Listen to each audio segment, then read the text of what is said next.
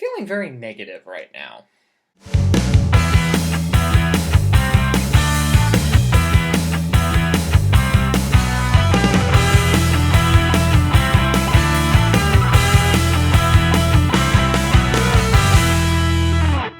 Arrow, Season 3. This is my first Arrow review. I did not make one for Seasons 1 and 2, so if you haven't seen 1 and 2 yet, I suggest you probably watch those first before watching this review, unless you don't care, since this is a Season 3 review, I'm probably going to spoil those. So after the siege of Starling City that ended Season 2 quite spectacularly, you get this vibe that things are going to be more fun this time around, that we're going to move away from the dark and brooding nature of Arrow in the beginning that made it feel like Batman, but not really Batman. Oliver Queen's telling jokes, he's asking Felicity to go out to dinner, you know, things are looking bright up and up, and then the season premiere ends. Any sane person that actually wanted to give Felicity a chance had their hopes pretty much dashed when Oliver then utters this line to Felicity about, I can't be Oliver Queen and the Arrow at the same time, we can't be together, blah blah blah blah blah. Utter At that point, you just want to say, fine, I don't care anymore. I don't care about Felicity anymore. Let's get back to the superhero stuff. But then the superhero stuff gets pushed aside just a bit for this Felicity bullcrap. And it doesn't help that a character died. One of the main characters of Season 2 dies in the end of the season premiere, and that character being Sarah Lance, the first Canary. And the show goes back to dark, brooding Batman, but not really Batman backtracking. Which is really disappointing to see this series regress. I mean, I wanted this series to move forward, especially when we have The Flash airing the night before, which is just a super fun, awesome show, which I'll talk about next week. The Arrow just kind of pales in comparison now.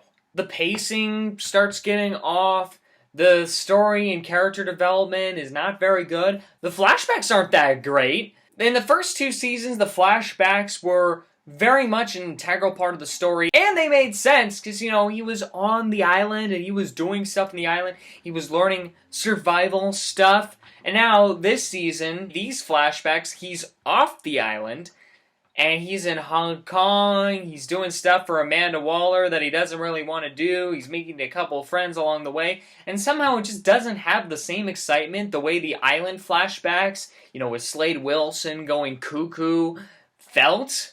It's like every time a flashback came, I was thinking, oh boy, get this over with. Let's get back to the actual story. I don't care.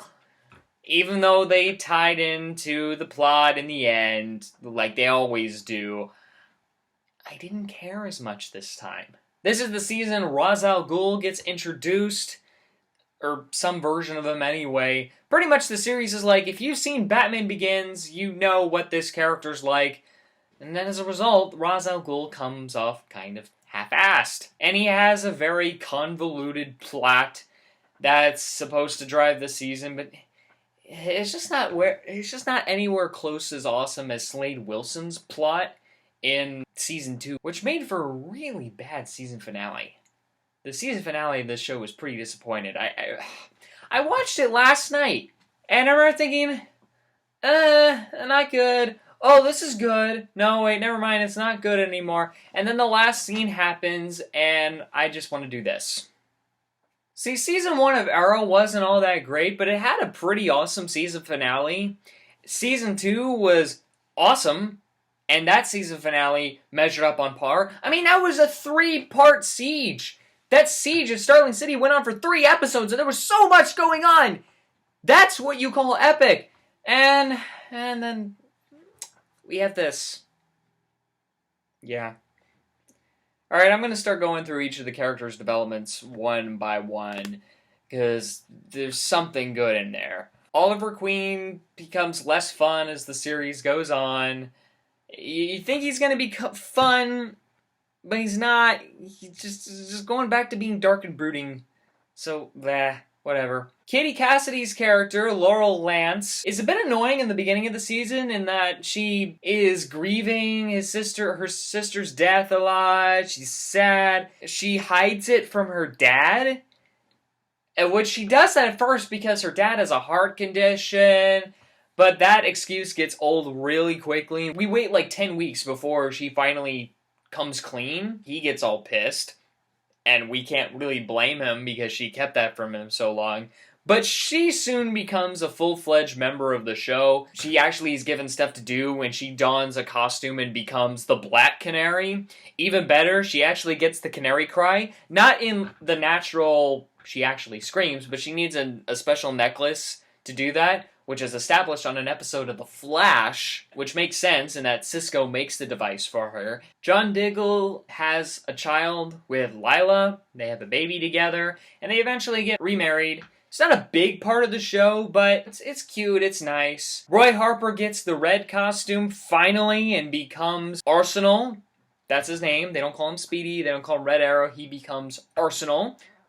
Great. Detective Lance becomes Captain Lance at the beginning of the season, so he's running things in his precinct of the Starling City Police Department. He goes back to being an annoying person by the end of this show.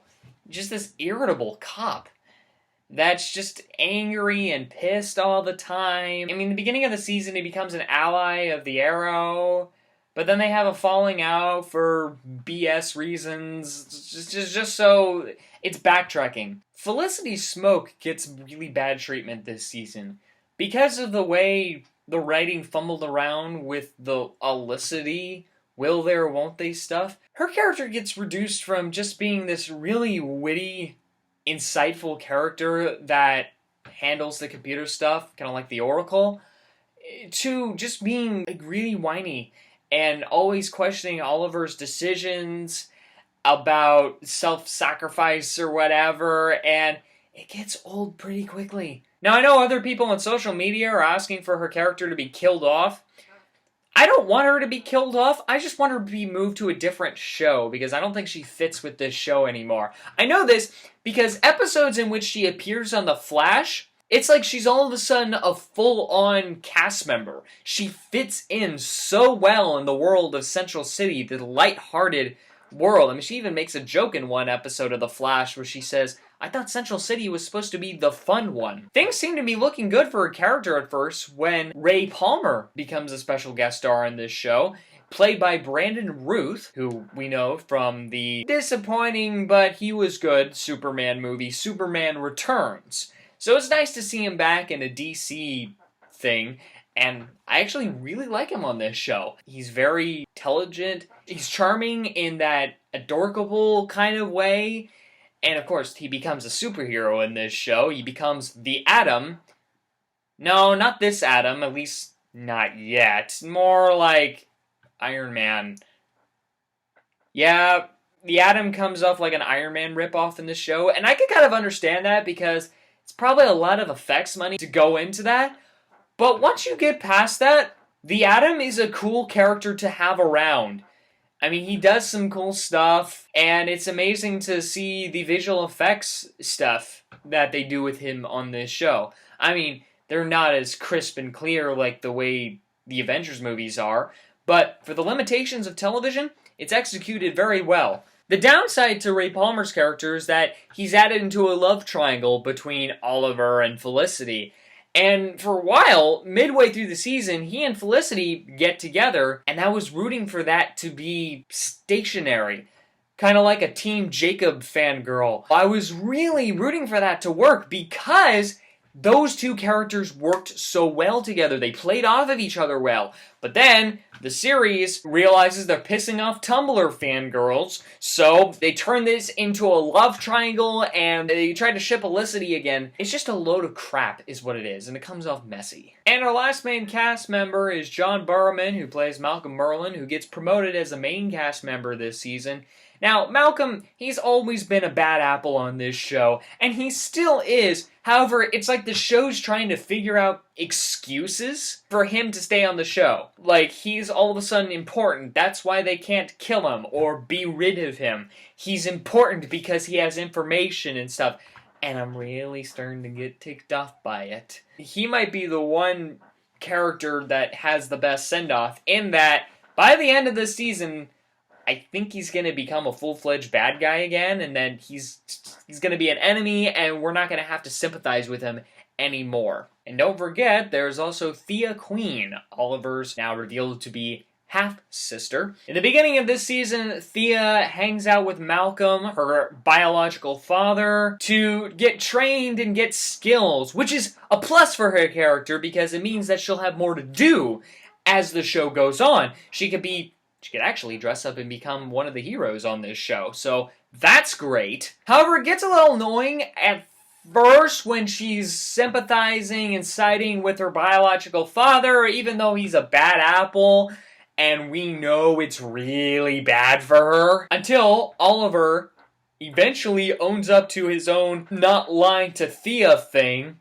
and tells her his secret. That happens midway through the show. Now everyone's fearing, oh, she's gonna reject him. She's gonna be mad that he never told her. But actually, she does the right thing. They write her to do the realistic thing, which I know personally as I am an older brother of a little sister who I care about, so I can relate to the brother-sister dynamic on this show. That's a plus. Thea understands it when Oliver tells her his secret, and she even stops fighting with her brother, like a brother-sister disagreement thing. They stop bickering, and she sides with them against Malcolm, which is the thing you should do, because Oliver, her big brother, should come first, and not the estranged father that tried to destroy a big portion of Starling City in the beginning of this show. Siblings stick together. One of the few things I was really glad they did on this show. Big plus for that. But as for the rest of it, it's disappointing. It's not as good as what it used to be. To the point where most of these reviews, I would say, I'm excited for the next season to see how much further it progresses.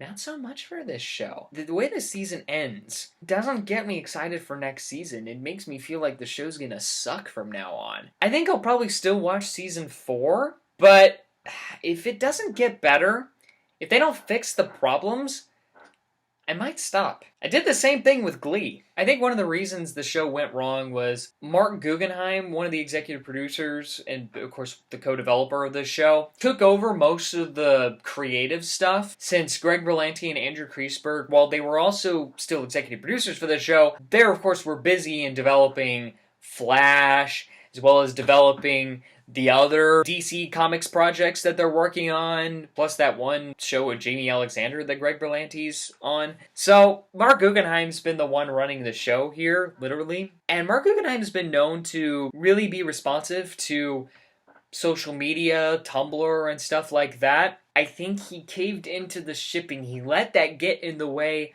of where the show would creatively go. And that wasn't good. He caved into Tumblr shippers. Which reminds me, if anyone from The Flash is watching this, I have a message for you. Kreisberg, Berlanti, David Nutter, any of them, please don't do Snowberry. Please don't do that. I know there are people on Twitter and DeviantArt and Tumblr that are drawing pictures of them together because Grant Gustin and Daniel Panabaker are two attractive people, and wouldn't it just be adorable if we could see them kiss and get together? No! No! Don't do that! They're friends. That's all they are. You already got Iris. Focus on Barry and Iris as a thing. And of course I'm going to get to more of this when I do my Flash review, which is probably going to be a lot more positive than this review. But don't go through the same bullshit as Arrow's done with The Flash. You can do that with any of the other CW shows. It works better with Vampire Diaries. You get my point. Not my DC Comics shows, please. So, that's my review for Arrow Season 3. And I'm sorry it's really negative, this one. I hope I have better things to say next time. Thanks for watching, and I'll see you next time.